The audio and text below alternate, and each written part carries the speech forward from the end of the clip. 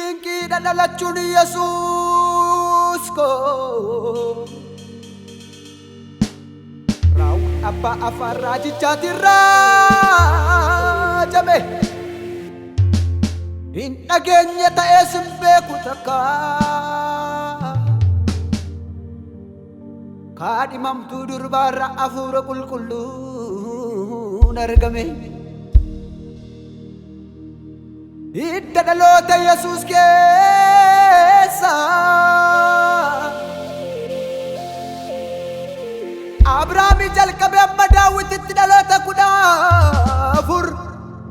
Daawiti jalqabe amma booji'amuu saba Israa'el biyya Baabilooniin dhaloota 14 booji'amuu saba Israa'elii kaasee amma dhalachuu gooftaa keenya Yesuus Kiristoositti dhaloota 14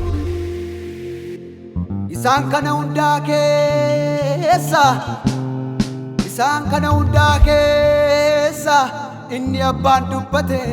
Yesuus irra qubate Maariyaam dubrarraa ilmiinuuf dhalate raawwatameera abbaan dubbate dhoksaat dhiisuuf ture inni kaadhimate Yosef yaada jiru ergamaan abjuudhaan dubbate akkana jedheeni ilma Daawiti hafuuraan ulfoofte ofitti fudhadhu isheen ilma deessi jetteesi moggaasta Yesuus maqaansa ilma Daawiti hafuuraan ulfoofte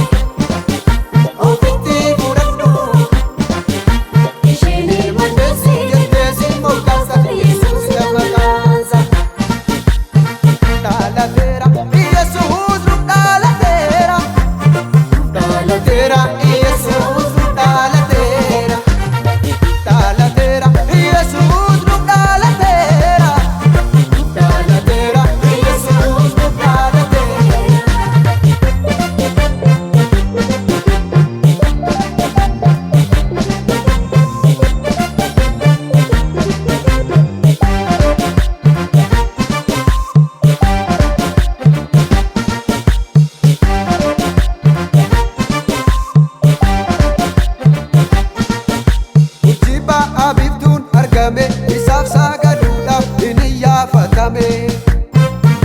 Heroodisis kana dhaga'e baay'ees raafame Yerusaalem